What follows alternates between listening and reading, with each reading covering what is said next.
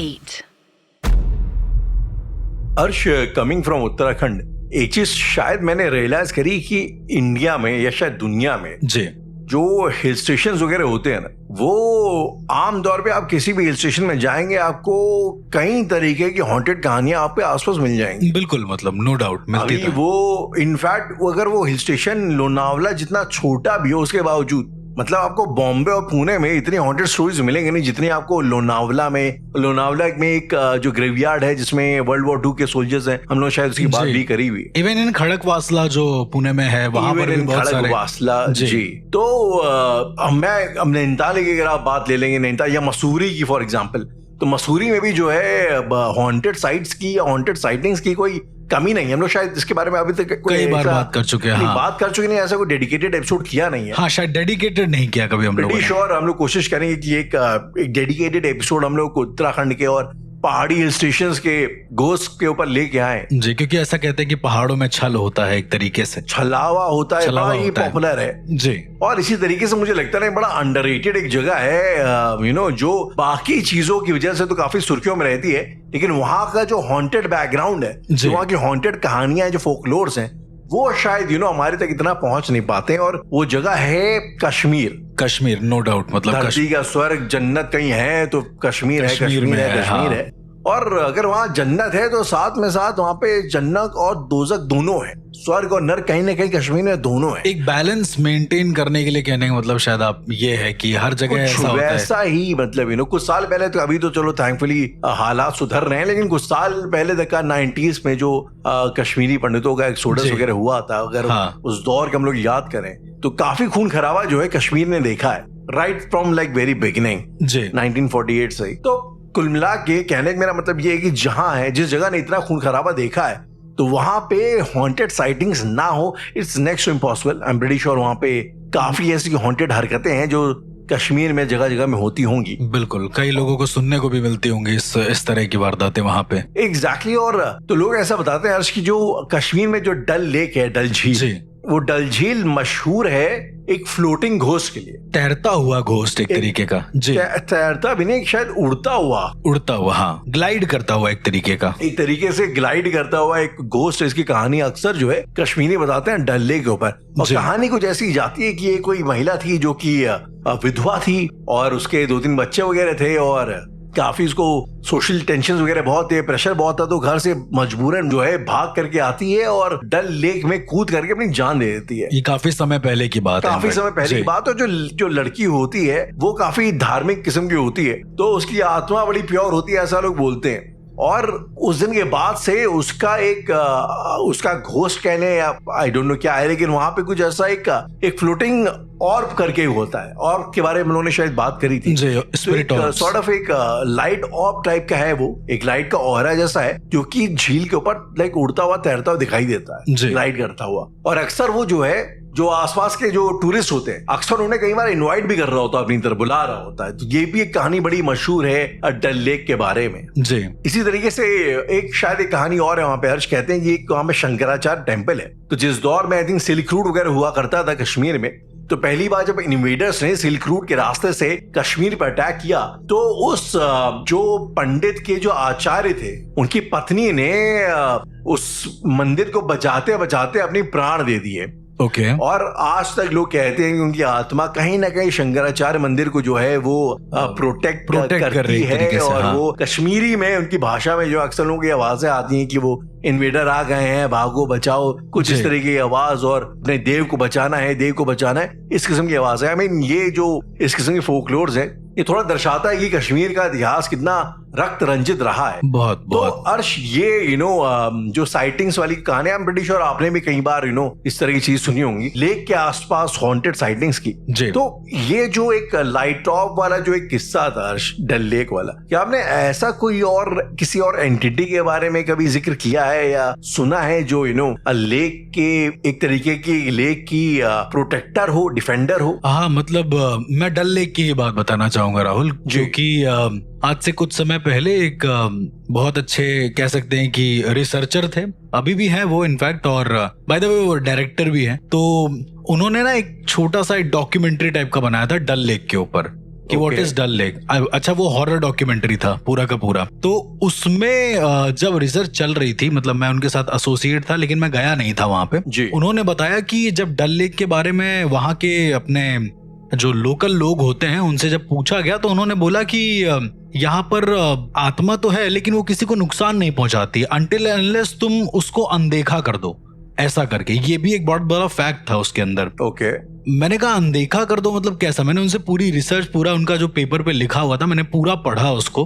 उसमें लिखा हुआ था कि वहां के लोकलाइट से पूछा गया कि कैसा होता है, मतलब यदि कोई नदी क्रॉस कर रहा होता है एक टाइम पे, तो वो कहते हैं कि देखिए शाम के 5 बजे के बाद या 5:30 बजे के बाद कोई नदी क्रॉस करता नहीं है। बेसिकली मोस्टली लोग नहीं करते हैं। हाँ, मतलब अगर बहुत ज्यादा अर्जेंट हो गया तो वो लोग नदी क्रॉस करेंगे, पर स्टिल अपने साथ बहुत सारी प्रोटेक्शन लेके करेंगे। अब प्रोटेक्शन में वो बोलते हैं कि डल लेक जैसे ही क्रॉस करोगे उसके अपोजिट साइड में वहां पर एक कह सकते हैं कि मौलवी बैठते हैं, थोड़े से बहुत ज्यादा दीन में लगे रहते हैं, तो वो सबको तावीज बना के दे देते हैं, उनका ये कहना था। और वो जो तावीज होती है वो डल लेक से जब तुम क्रॉस करोगे कहीं कहीं पर, तब वो उन लोगों को प्रोटेक्ट करेगी। तो ये सुनने में थोड़ा अजीब था कि मतलब अगर वहां पर आत्मा है डल लेक में कोई जो परेशान कर रही है या जो दिख रही है लोगों को, तो उसका कोई तो मोटिव होगा पहला, और दूसरा यदि ये बाबा तावीज बना के दे रहे हैं तो इनके पास ये भी तरीका होगा कि आत्मा को रोका कैसे जा सकता है। अब पता नहीं क्यों मेरे दिमाग में ये सब सवाल आने लगे। जब मैंने ये सवाल उनसे पूछा तो उन्होंने कहा कि वो जो बाबा हैं वो बाध्य हैं, मतलब वो कर ही नहीं सकते उस आत्मा को सही, क्योंकि वो जो डल लेक है वो उस आत्मा की जगह बन चुकी है एक तरीके से। ओके। अब देखिए राहुल, कई बार हम लोगों ने भूतों के बारे में अलग अलग तरीके की बात करी, या फिर हम लोगों ने एक घर के बारे में बात करा कि एक घर है, वहां पर किसी की मौत हो गई, अब वो वहीं पर है, उसकी आत्मा वहीं भटकती है, ऐसा करके। तो ये कॉन्सेप्ट सिमिलर टू पानी वाला कॉन्सेप्ट है। उन्होंने उसमें लिखा हुआ था कि वो बाबा ने बताया कि जब से वो औरत उसमें मरी हुई है तब से जितने भी लोग वहां पर मरते हैं बेसिकली, जैसे मान लीजिए कोई डल लेक में डूब के मर गया, या फिर किसी गलती से जो नाव की पतवार है वो टूट गई और वो इंसान जो है उसमें चला गया एक तरीके से, तो अभी तक कह रहे हैं कि काफी मौतें हो चुकी हैं उसमें, और जो भी इंसान उसमें डूब के मरा है अब डल लेक उसका घर है, ऐसा कहने का मतलब है। ओके। मतलब अब उसकी आत्मा जो है वो वहीं पे रहेगी। एक बड़ा सोचने वाला कॉन्सेप्ट है राहुल कि हमारे यहाँ क्या है, यदि कोई पानी में डूब के मरता है हम उसको पानी से निकाल लेते हैं और उसके बाद उसका अंतिम संस्कार कर देते हैं। इट फील्स लाइक कि अब उसका अंतिम संस्कार अच्छा हो गया और अब भूत तो नहीं बनेगा एक तरीके से, अब उसकी आत्मा को शांति मिल गई है। यार ये अंतिम संस्कार वाला जो कॉन्सेप्ट है ये भी मुझे बड़ा इंटरेस्टिंग लगता है। हम लोग चलिए जलाते हैं, ठीक है, कुछ लोग हैं जो दफनाते हैं। अब सवाल एक्चुअली मेरा ये है आपसे कि अगर आपने कभी सुना हो कि अगर आप ना जलाएं ना दफनाएं, अगर किसी बॉडी की जल समाधि कर दें जी, अगर उसको किसी तालाब में किसी नदी में बहा दें, तो क्या ऐसे में मैं बस खाली इसका फर्क जानना चाह रहा था कि बेसिकली लाइक इससे क्या उस बॉडी के एंटिटी बनने के चांसेस बढ़ जाते हैं या उसको मोक्ष की प्राप्ति नहीं होती है?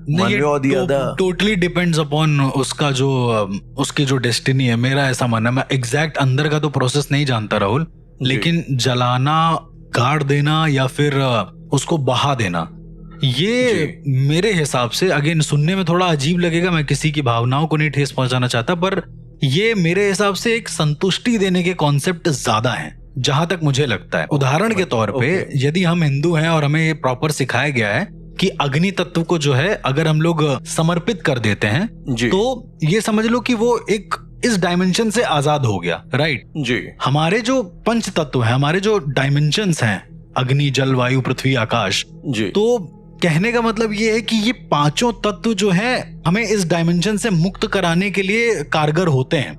इसीलिए जब मुस्लिम धर्म के हिसाब से जब गाड़ा जाता है एक तरीके से, या फिर ईसाइयों में भी वो लोग दफन कर देते हैं, तो शायद इसलिए होता है कि वो मिट्टी में गाड़ रहे हैं। एक मिट्टी के जो तत्व है उनका एक ये भी मानना है कि भाई सड़े ना, या फिर जो है उसकी बदबू ना फैले और कीड़े वगैरह खा के धीरे धीरे गल जाए, वो मिट्टी में ही मिल जाए, मतलब मिट्टी से आए मिट्टी में मिल जाएंगे, वैसा वाला कॉन्सेप्ट है। हाँ, अब आते हैं पानी पे बहाने वाले कॉन्सेप्ट पे, तो मेरे हिसाब से वो भी सही है, मतलब ऐसा कुछ बुरा नहीं है उसमें। हाँ, अनटिल अनलेस तुम्हारी जो लाश है, तुम्हारी जो बॉडी है, वो किसी तांत्रिक के पल्ले ना पड़ जाए। इसमें इसमें थोड़ा सा कैच है, मुझे ऐसा लगता है, मैंने सुना है यहीं पे कि अगर आप लाश को बहाते हैं किसी तालाब में तो दिक्कत है, लेकिन अगर आप बहाते हैं नदी में, आई थिंक ये चीज बोली गई है, अगर बहता हुआ पानी है उसमें अगर आप डालते हैं तो एक बार की आपको इसको एक्सेप्ट किया जाता है, लेकिन आपको एक तालाब में डालना इज नॉट अलाउड। ठहरे हुए पानी में एक्चुअली मैं बताऊं कि हमारे यहाँ क्या होता है उत्तराखंड में,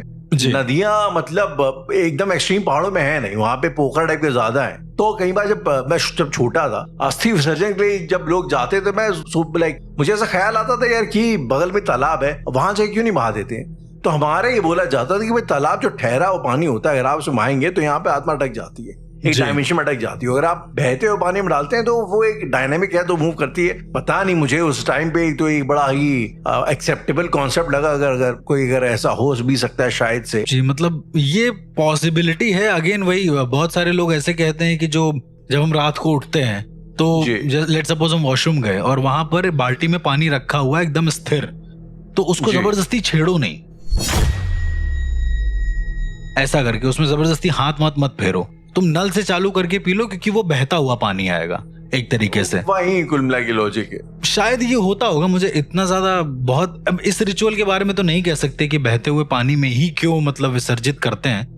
कहीं कहीं पर पानी तो हमेशा बहेगा। कश्मीर में ये चीज होती है अक्सर, लोग जो है कई बार लाशों को इसमें डाल देते हैं, झील में डाल देते हैं, बड़ा अजीब सा कॉन्सेप्ट है वहां पे। हाँ, तो शायद ये वन ऑफ द रीजन होगा जो उन्होंने बाबा ने उस थीसिस में लिखवाया होगा कि यहाँ पर जितने भी लोग मरे हैं, जितने भी लोग डूबे, क्योंकि वहां पर ना लाश मिल तो जाती है पर बड़ी अजीब हालत में मिलती है। राहुल, आपने कभी अगर आप देखेंगे यूट्यूब वगैरह पे तो आपको बहुत सारे वीडियोज में मिलेगा, वो लाश भी मिलती है तो बड़े एकदम पूरा ऐसा मान लीजिए कि सड़ जाती है लाश पूरी तरीके से, या हो सकता है देर से मिल रही हो इस वजह से सड़ गई हो या फूल गई हो लाश, ये भी पॉसिबिलिटी है। तो वो बाबा का ये कहना था, जो तावीज बनाते थे, वो उनका ये कहना था कि जितने भी लोग आते हैं यहाँ पे और अगर वो डूब जाते हैं एक तरीके से, तो ये डल लेक ही उनका घर हो जाता है।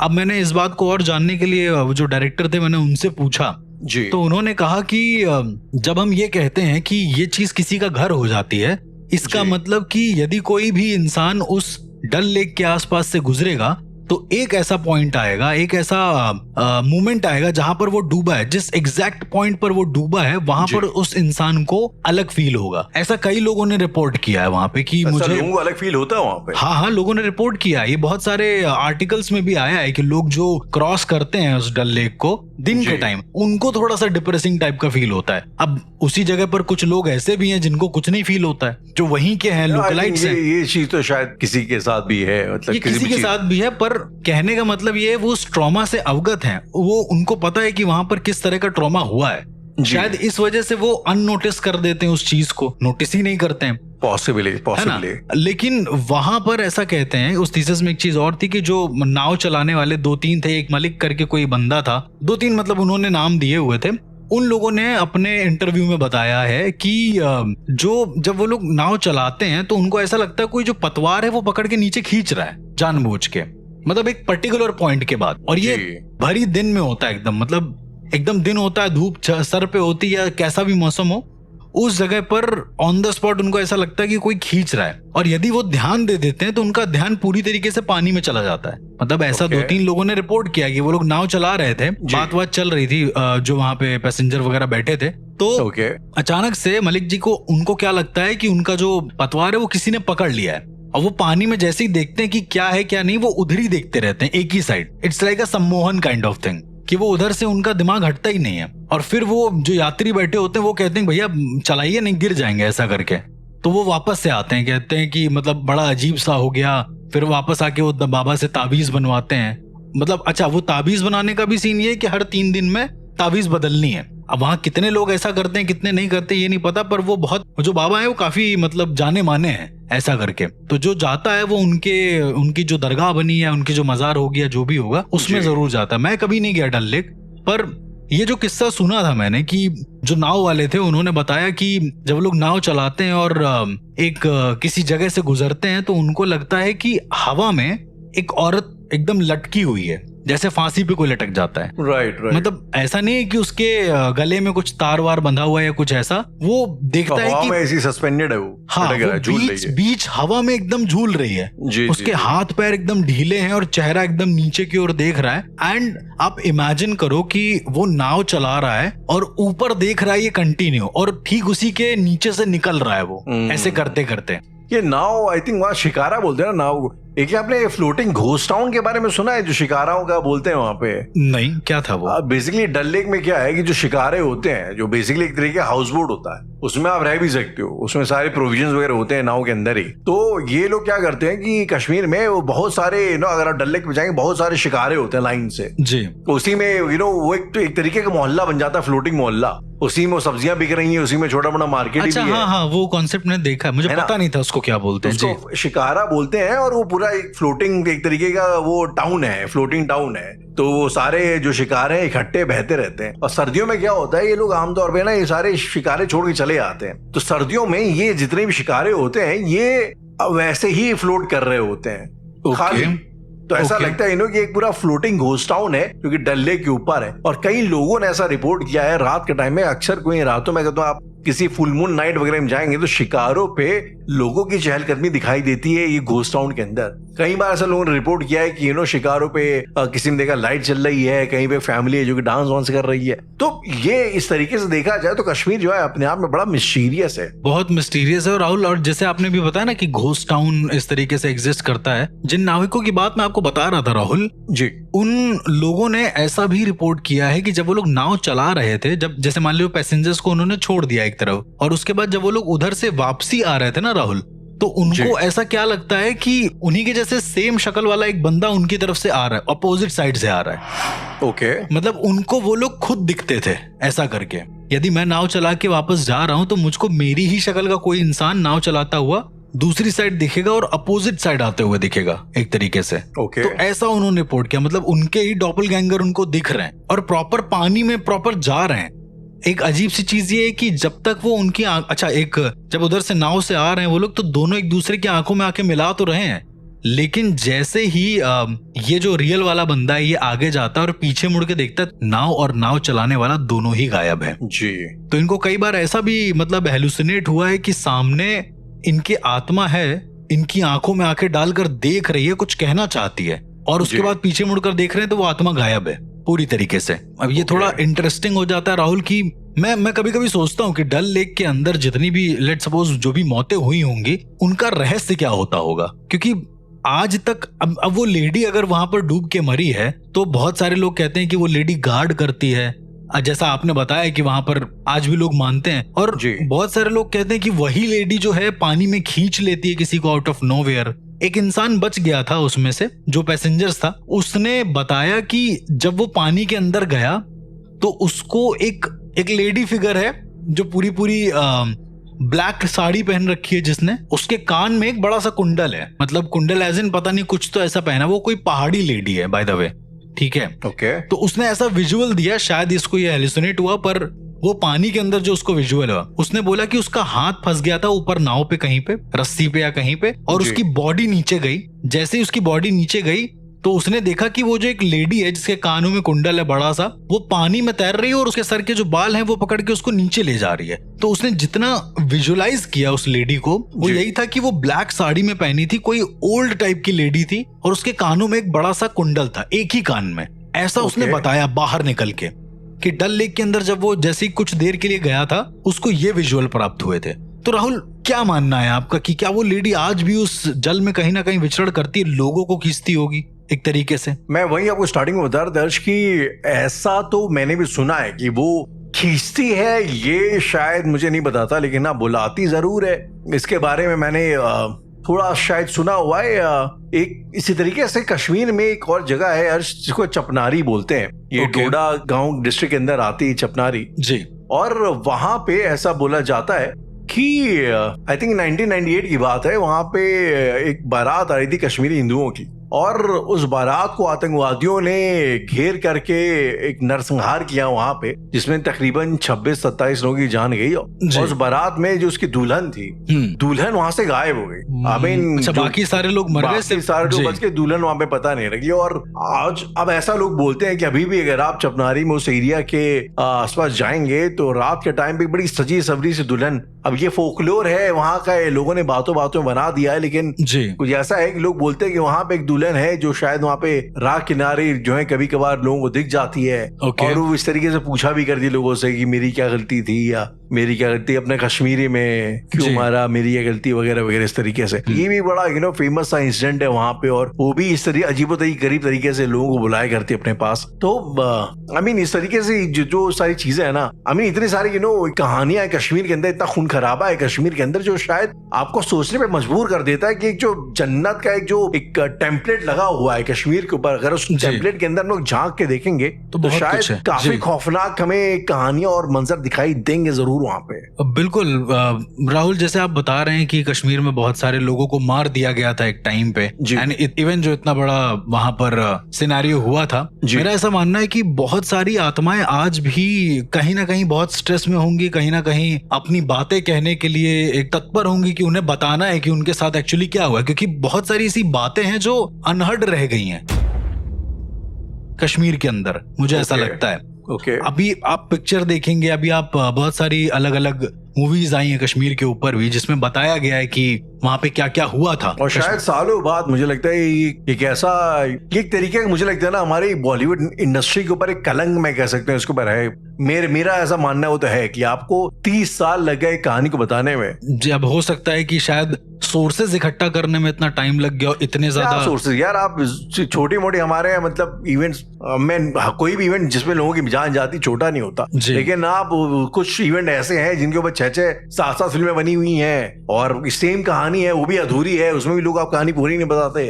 और ये इतना बड़ा कांड हुआ, आज तक लोग झेल रहे चक्कर में, अभी भी उसके आफ्टर इफेक्ट्स हैं। कश्मीर के ऊपर कितनी फिल्में बनी है, हैदर बनी, फिजा बनी, मिशन कश्मीर बनी, लेकिन आज तक आपने जो ये कहानी कहीं नहीं बताई याद करके, बाकी सारी कहानी आपने बताई। तो मुझे ऐसा लगता है ना, ये एक क्या बोला जाए, इम्बैलेंस, एक पार्शियल किस्म का ट्रीटमेंट है जो बॉलीवुड ने कश्मीर के साथ, कश्मीरी लोगों के साथ किया है, जो अपने आप में बड़ा अनफॉर्चुनेट है। इवन कश्मीर के जो, मुझे ऐसा लगता है, जो घोस्टलोर्स हैं अलग अलग, वो भी बहुत कम आए हैं हमारे सामने। अगर आप ऐसे सर्च भी करेंगे तो बहुत कम आपको मिलेंगे। कश्मीर में एक मोस्ट विजिटेड प्लेसेस में से एक है गुरेज वैली करके। तो वहां पे क्या होता है कि लोग जाते हैं, अपना दिन के टाइम में घूम के चले आते हैं, लेकिन उन्हीं वैली में, उन्हीं जंगलों में एक पेड़ है राहुल, मतलब पूरे जंगल का एक पेड़ ऐसा करके, जो हॉन्टेड है, जो किसी तरीके से श्रापित है, ऐसा लोग मानते हैं। तो अच्छा, एक और बड़ी अजीब सी चीज है कि फुल मून के दिन मतलब वो जो कर्स है वो एक्टिवेट होता है, उनका ऐसा मानना है। तो बहुत सारे लोग जो गुरेज वैली में गए थे घूमने के लिए, उनका मतलब एक रिपोर्ट ऐसी आई थी कि उनका जो पूरा परिवार है वो कभी लौटा ही नहीं, पता नहीं कहाँ चला गया। ऐसा क्या है गुरेज वैली में? अब कहते हैं कि वहां पर एक पेड़ है जो श्रापित है, बहुत अजीब सा पेड़ है। अच्छा, वो पेड़ का जब आप इमेज देखेंगे तो भी आपको लगेगा कोई 9-10 सींगों वाला कोई जो राक्षस है वो आपके सामने खड़ा हुआ है एक तरीके से। वो पेड़ का इमेज ही कुछ ऐसा है, गूगल कोई भी कर सकता है, haunted tree of Gurez valley ऐसा करके। तो जब आप देखेंगे उस पेड़ को तो बड़ा अजीब है, और ऐसा कहते हैं कि वो पेड़ तुमको तब तक कर्स नहीं करेगा, तब तक तुमको पोजेस नहीं करेगा, जब तक तुम उसको छुओगे नहीं। ये सबसे अजीब सी चीज है। तुम उसके पास से निकल जाओ कोई बात नहीं। शायद वो जो फैमिली रही होगी उसने इस पेड़ को छू लिया होगा। एक और अजीब सी चीज है, कुछ लोग ये भी क्लेम करते हैं कि उन्होंने पेड़ को छुआ है, लेकिन उसके साथ साथ वो ये भी क्लेम करते हैं, दिन में छुआ है बाय द वे, शाम को नहीं, कि उनकी लाइफ आज भी सफर कर रहे हैं वो लोग, बहुत ज्यादा सफर कर रहे हैं लाइफ। मतलब पैसे की कमी हो जाना, कोई एकदम बहुत रिच टाइप का, कोई बिलियनियर टाइप का बंदा था, उसने उस पेड़ को छुआ होगा दिन के समय, कुछ अपना तस्वीरें वगैरह ली होंगी जी। अब छूने के बाद जो तस्वीर आई है, तस्वीर उसने अपने कमरे में लगाई या कुछ भी किया होगा, उस बिलियनियर का ये कहना था कि उसे महीनों, मतलब 3-4 महीने नहीं लगे, वो एकदम रोड पे आ गया, बैंकरप्ट हो गया पूरी तरीके से। उसको खुद को नहीं पता चला कि ये सब हो क्यों रहा है। लेकिन एक चीज थी जो उसके पास थी, उसकी फोटोज, उस पेड़ की फोटोज अभी भी थी उसके पास। तो उसका ये पर्सनली मानना है उस इंसान का कि इस पेड़ की वजह से ही सब कुछ हुआ है, और उसने उन फोटोज को जमीन में गाड़ दिया है। वो इतना ज्यादा खौफ में आ गया था केवल फोटो के डर से। मतलब आप सोच सकते हो राहुल, एक कर्ज जो लाइफ टाइम तक चले तुम्हारे साथ। सिर्फ वही नहीं जी, और भी कई ऐसे लोग हैं जिन्होंने उस पेड़ को छुआ है दिन के समय में। फुल मून नाइट के समय में तो बहुत कम लोगों ने छुआ है उस पेड़ को, लेकिन दिन के समय में भी छुआ है, और वो भी अजीब तरीके से सफर करते हैं। पेड़ को छूने से भी कुछ होता है। इतने सारे पेड़ हैं जो तकरीबन लोग कहते हैं कि हॉन्टेड हैं या जो भी है, गांव के बाहर भी, तो लोग अवॉइड करते हैं जरूर उसके नीचे से गुजरने में, लेकिन ऐसा पेड़ को छू लेने से कुछ हो जाए, ये अपने आप में बड़ा आई डोंट नो नया लग रहा है सुनने में। मुझे भी बिल्कुल नया लग रहा है कि पेड़ को छू लिया और पूरी जिंदगी कर्स्ड हो गए, और पूरी जिंदगी आप कर्स भी हो गए उस चक्कर में। या तो 2-3 अलग अलग साधनाएं, खैर मैं साधनाओं पे तो नहीं जाऊंगा राहुल, लेकिन अब पेड़ को जागरूक करने के लिए भी तो कोई होना चाहिए ना, मेरा ये मानना है। यदि पेड़ तो जागरूक ऑलरेडी है, राइट? नहीं, वैसा जागरूक नहीं। अगर वो कर्स्ड पेड़ माना जा रहा है जी, तो मेरा ऐसा मानना है कि हाँ, वो लाइफ टाइम तक कर्स कर सकता है छूने से, लेकिन तब कर सकता है जब कोई तांत्रिक या कोई पंडित या जो भी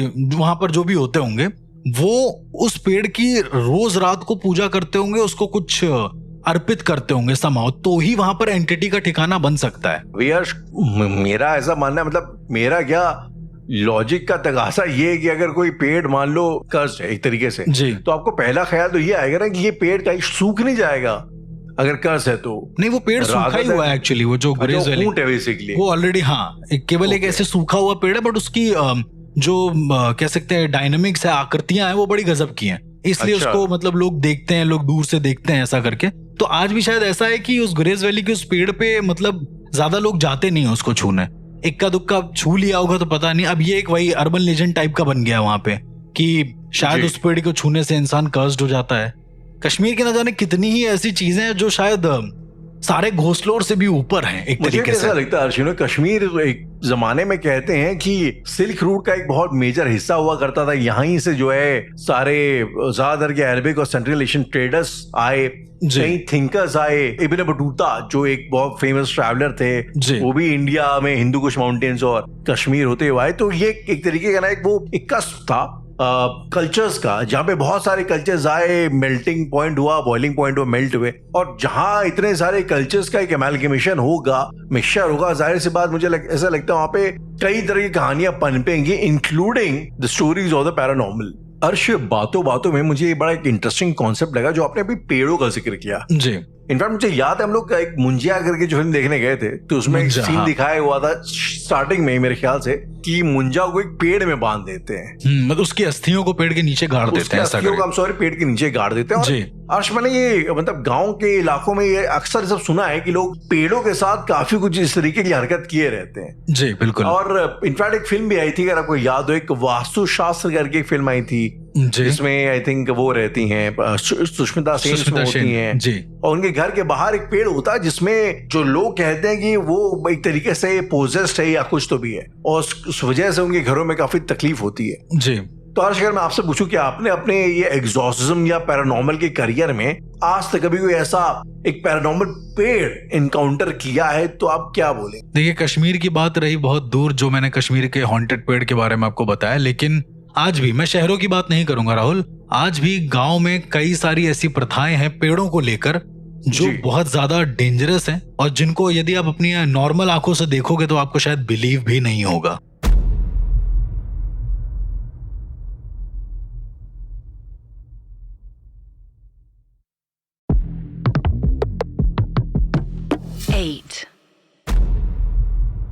अर्श, ये कहानी है मंगला जोड़ी की। ओके।